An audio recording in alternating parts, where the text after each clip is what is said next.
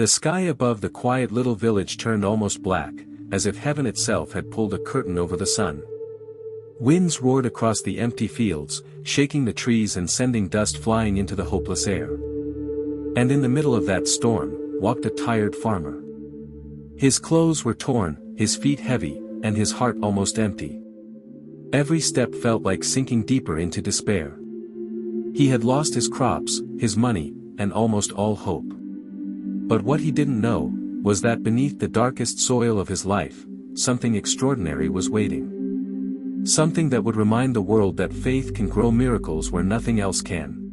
Inside his small, broken hut, the farmer quietly poured the last handful of wheat onto the table. Each grain he counted felt like counting the seconds left before hunger won. His hands trembled, not because of the cold, but because he didn't know how he was going to feed his family tomorrow. The room felt smaller, tighter, as if the walls themselves were closing in. Yet he kept whispering one sentence, "God will make a way, even here." The faint candle flickered as the farmer's wife held their hungry children close. Their eyes were tired, too tired for such young faces. The mother tried to smile, but fear sat quietly behind it. The farmer watched his family from the corner of the room, feeling a pain deeper than hunger, the pain of failing those he loved. But even in that helpless moment, he whispered a prayer no one heard.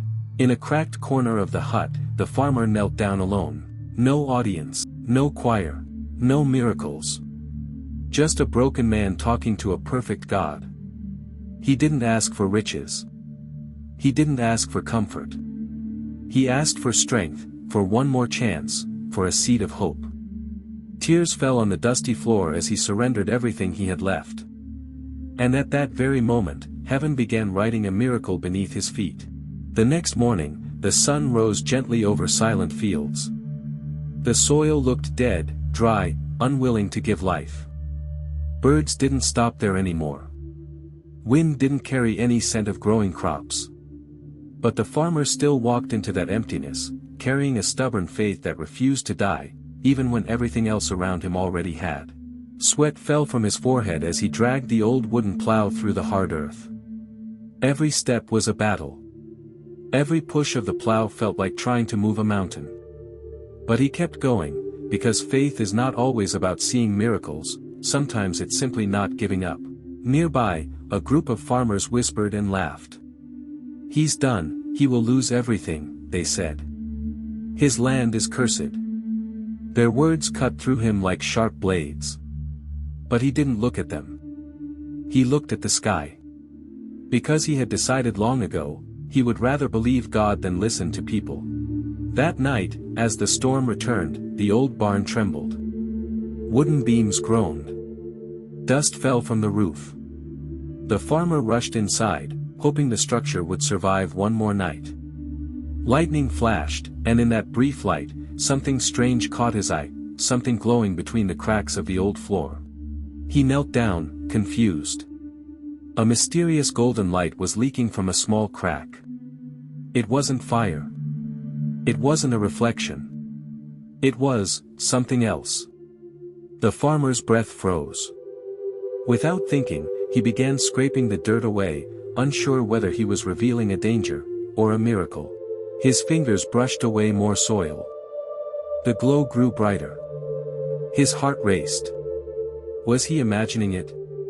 Was it real? In that moment, he realized something. Sometimes God hides miracles in the very places where we feel the most broken. The farmer grabbed a shovel with shaking hands and began to dig. Dirt flew behind him as if his fear and exhaustion were being thrown away with every scoop.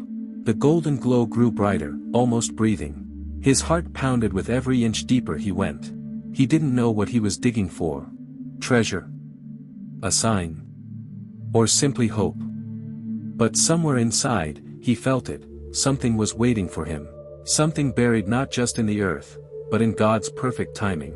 After hours of digging, the shovel hit something solid. The sound echoed through the barn like a heartbeat. He pushed more dirt aside until a small golden jar emerged from the ground, old yet shining like it was touched by heaven. The farmer froze. His fingers trembled as he brushed the dust away. "Why here, why me?" "Why now?" he whispered.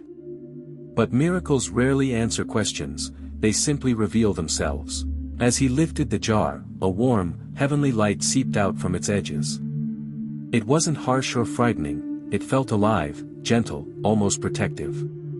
The barn around him faded into silence, as if the world itself was watching this moment. The farmer felt a peace he hadn't felt in years.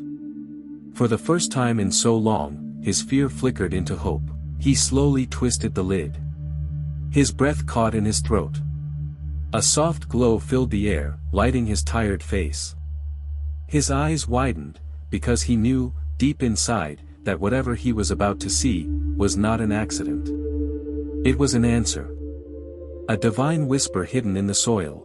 As the lid lifted, golden coins spilled out onto the dusty floor.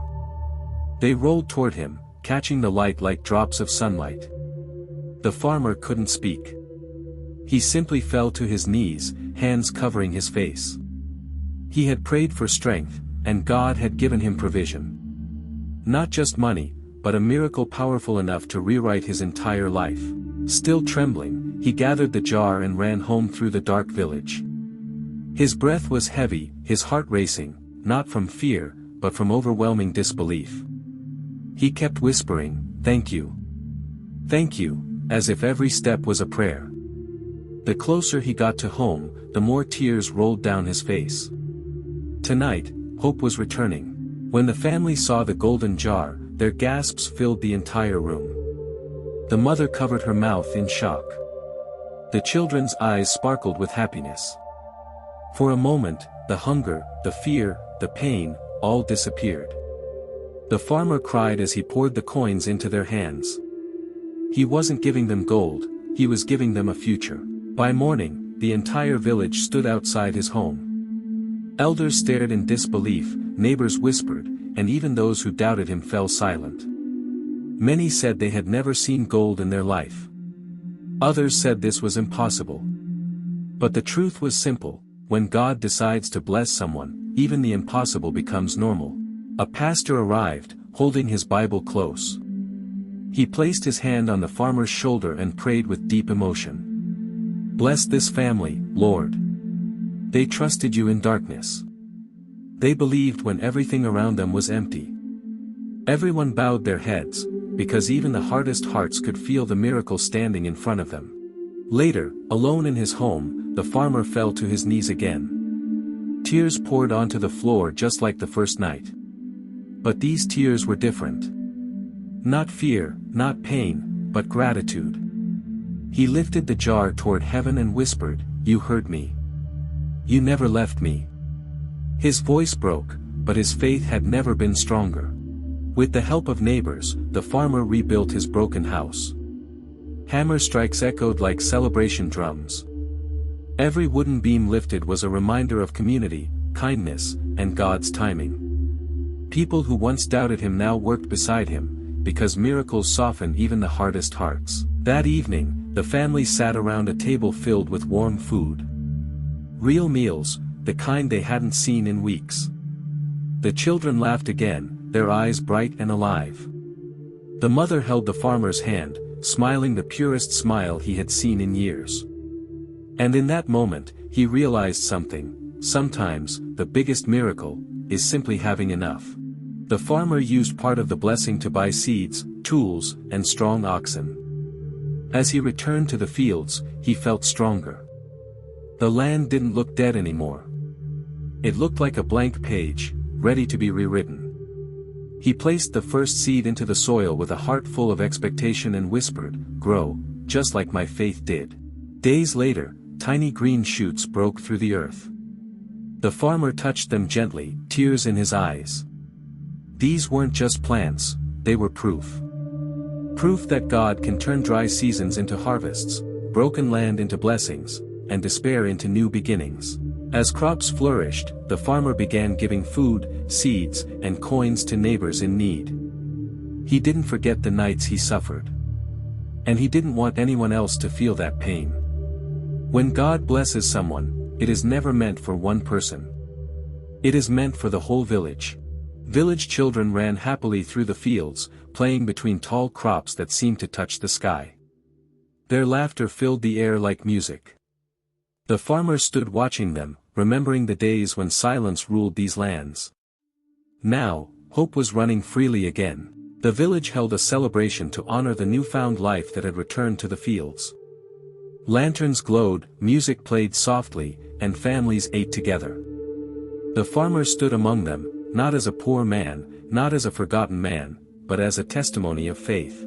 He walked door to door, giving small bags of food and coins to the poorest families. Some cried, some hugged him, some simply whispered blessings.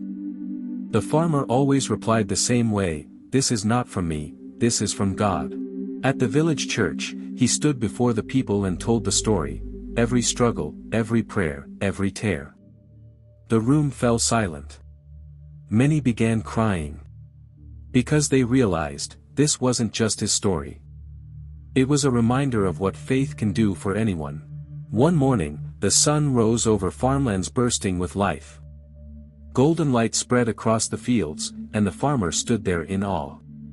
This was not just a harvest. This was the proof that God can turn the smallest seed of faith into a field full of miracles. The farmer sat quietly at dawn, holding a Bible in his worn hands. He didn't hold it like a book, he held it like treasure. Because now he knew, true gold wasn't found in the soil. It was found in promises that never fail. Soft music filled the air as the voiceover rose. The real gold was never the coins, it was faith that survived the storm. And the farmer smiled, because he had lived every word of that truth. He gathered village children and shared stories about trust, hope, and prayer. His voice was gentle, his lessons simple, but his words carried the weight of a man who had walked through darkness and found light on the other side. He walked back to the barn, the place where everything changed. But it no longer felt broken. It was filled with sunlight, warmth, and peace. He touched the wooden floor and whispered, "Thank you, for hiding a miracle in a place I had given up on." He placed one golden coin back into a small jar. Not to worship the gold, but to remember the miracle. A reminder that God answers prayers at the perfect time, even if the road to the answer is long. From a hilltop, he looked over the healthy farmlands, the rebuilt home, and the joyful village. The wind was gentle. The sky was clear. Everything he saw was a canvas painted by faith. His family gathered around him, smiling, laughing, whole again. Their faces glowed with peace. The farmer felt his heart overflow. Gold didn't bring this unity. Faith did. Sunbeams broke through clouds, spreading golden rays across the lands. It felt like heaven was smiling at the village. The farmer closed his eyes and breathed deeply. He knew, blessing is not luck. Blessing is purpose. Kneeling in the soft grass, he prayed. "Lord, thank you, not for the gold, but for the journey that brought me back to you." His voice trembled, but his soul was strong. He no longer prayed from fear. He prayed from fullness. The camera pulls wide. The village gleams. Crops sway gently. Children laugh. And the narrator speaks the final words. Faith brings miracles, even in the darkest soil. Fade out. Soft heavenly music. End. If you believe Jesus, then subscribe and share and comment.